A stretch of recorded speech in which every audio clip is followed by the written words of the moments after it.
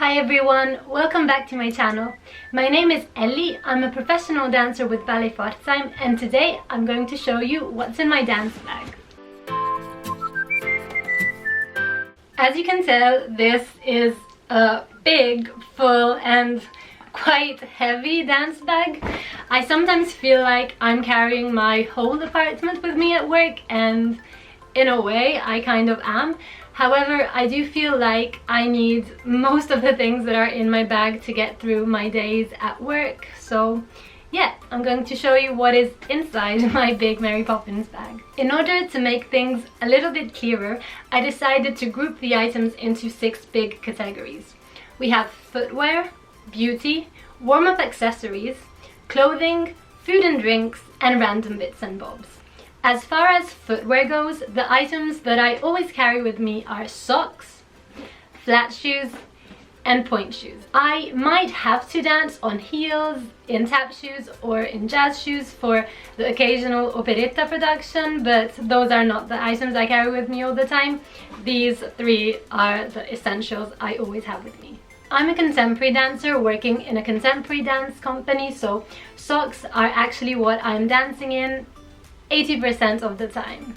I love dancing in socks. I know some dancers prefer to dance barefoot, but as far as my personal choice goes, if I have the option, if the choreography allows me, and if the choreographer is okay with that, I will always choose to dance in socks. It's just a preference. There's nothing right or wrong about it, but this is my go-to footwear when I have the choice. Flat shoes. To be honest with you guys, I hardly ever use them. Even to warm up in ballet, I prefer using socks. However, sometimes I do put them on, especially if I'm not wearing pointe shoes for the center. I might use them, but as you can see, they are basically new. We are halfway through the season, and yeah, I think I've probably worn them 5 times. When I was in school, I was always using them. I had to use them. Like, there was no way that the teachers would allow me to take ballet class in socks. But as a professional dancer, they do give me that choice and that option. So yeah, however, I do carry them around in case I feel like it. I will pop them on. Pointe shoes. So as you can tell from the wear and tear, I use them way more than I use my flat shoes. I always like to take center in ballet class on pointe shoes, because even if I'm in a contemporary dance company and the majority of the productions in which I'm dancing are not on pointe shoes, ever since I started dancing professionally, which was in 2011, there has not been one single season in which I wasn't asked to dance at least one production on pointe shoes. So I think it is really good to keep up your pointe shoe technique as a professional dancer if this is in your training, because you never know when you're gonna be required to dance on pointe shoes, and I don't like the feeling of being unprepared for it. So that is why I like to keep up my pointe technique even if I'm not dancing on pointe shoes in that specific moment. And yeah, it's just very different to dance on flat than it is to dance on pointe shoes. So yeah, if I'm using them only to take class, they will last me approximately 2 weeks. But if I'm dancing on them for 6 to 7 hours a day, like I was during the creation process of Firebird, then they'll unfortunately only last me 2, maybe 3 days if I shellac them to get another day out of them. But yeah, dancing on pointe shoes actually requires a lot of work at home, because you constantly have to sew and prepare new pointe shoes in order to have them ready for rehearsals. These are brand new pointe shoes out of the box. This is how a new pair of pointe shoes looks like. They're not ready to be danced on. Before I'll be able to dance on these, I have to break them in.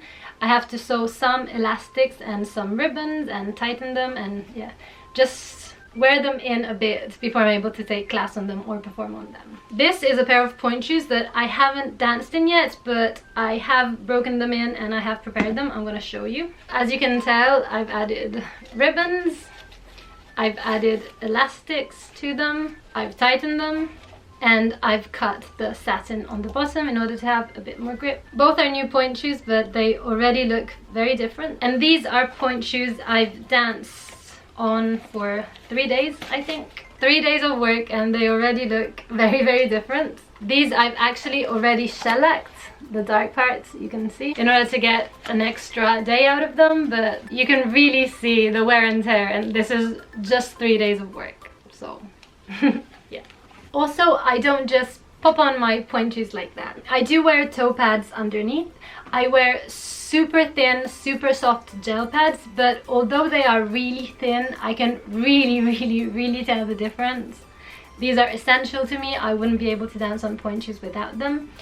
And without toe pads, I really feel like there is wiggle room between my toes and the shoe, and that wiggle room is what can cause blisters, corns, bruised toenails, which are not great things to experience and have to deal with when you're dancing on pointe shoes. So I use these in order to prevent that, although sometimes it happens nevertheless, but these are my saviors and I always carry them with me in my dance bag. To complete this footwear chapter, I also always have with me my pointe shoe sewing kit. I like to sew my pointe shoes with floss instead of thread because I find that floss is sturdier than cotton and it is also cheaper. I have a lighter with me to burn off the edges of the ribbons and the elastics, and a knife to help me break in my pointe shoes and to just scrape a bit off the sole of the pointe shoes in order to make them grip a bit more to the floor. Moving on to the next big category, which is beauty. I will always carry with me a wooden brush with wooden bristles. If you guys have been following me for a while and you have seen my hair care routine, you'll know why I love using wooden brushes instead of plastic or metal brushes. If you want to check that out, I'll pop it up here if you haven't watched it already. And around, I'll wrap big sturdy hair ties because there is no way that a smaller elastic will manage to hold in my hair. As you can tell, I have a lot. I will normally wear my hair in a braid if I'm dancing alone, but if I'm partnering someone or if I'm doing ballet, then I'll probably have my hair up in a top knot or in a messy bun, mostly out of courtesy to my partners so that I'm not whipping my braid back and forth in their face, which I used to do and my partners used to love that so much. So I'm trying to get over that and tie my hair properly. Perfume and deodorant, because I really like for people to think that I've just stepped out of the shower, although that's a hard task when you're dancing 7 to 8 hours a day, but I'm constantly reapplying my perfume and my deodorants. It's just my thing. I'm quite particular about bodily odors. I like to smell good for my partners and I like for them to smell good for me. I think it's like partnering etiquette 101. Chapstick, which is really self-explanatory. And last but not least, toothpaste and a toothbrush. Of course, this is not only just great for your dental hygiene, but it is also an act of kindness towards a partner. Sometimes you have to dance with someone and you're really face to face close to someone, or you might even have to kiss them, and I really don't like the idea that they smell my snack or my lunch when we're dancing. So another dance partnering etiquette class 2.1. The next big category is warm-up accessories. If you follow me on Instagram, you'll know that I actually like to warm up at home. I like to give myself a 45 minutes to 1 hour yoga class before going to work. So the accessories that I'm actually carrying to work are mostly focused on prepping, warming up and strengthening my feet and my ankles, as I'm finally coming back from a 9-month injury, ankle injury, and I really don't want that to happen ever again, so I'm really focusing on keeping them warm and ready. Inside this bag I have 2 small towels, 2 TheraBands which have different resistance, a spiky ball and a weighted Pilates ball. No wonder my bag is heavy. I am actually carrying weights in it. I use the towels to do doming exercises, which are really great to activate the intrinsic musculature of the foot, which is very much needed when you're jumping or dancing on pointe shoes. I use the weighted Pilates ball, this one is 450 grams, to do some releve exercises to improve the support and control I have in my ankles when dancing.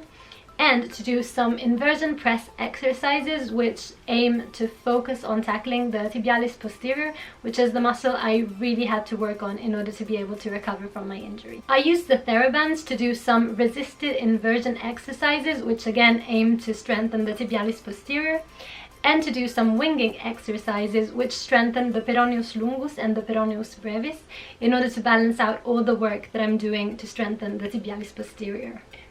And the spiky ball. If you have to start off by having just one warm-up item to carry in your dance bag, I would definitely recommend you start off with a spiky ball.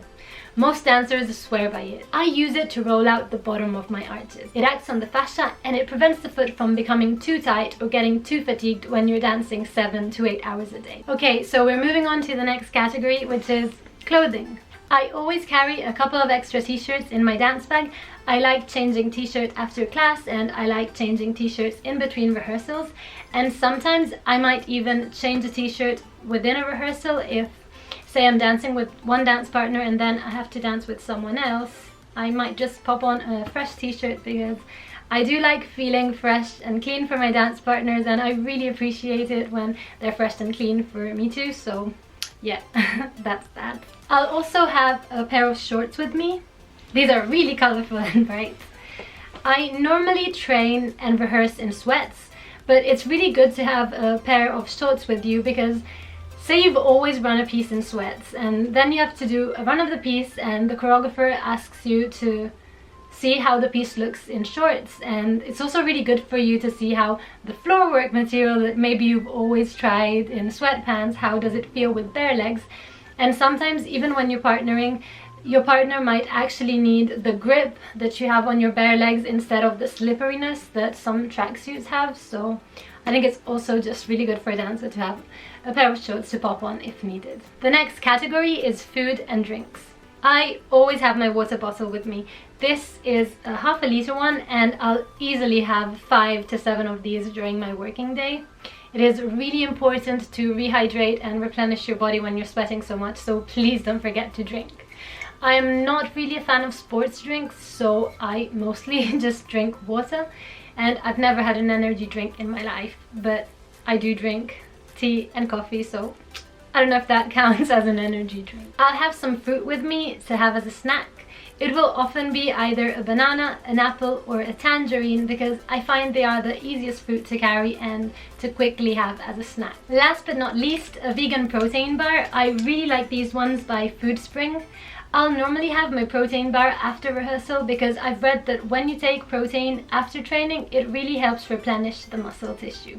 And now to the last category of items, which I honestly didn't know how to group or how to call, so I just put them all together and named them random bits and bobs. I like to carry a notebook with me in order to just jot down informations or things I need to remember choreography, and sometimes a choreographer might even ask me to just sit and reflect on a piece for a moment before going home, so I think a notebook is a very important thing to have with you.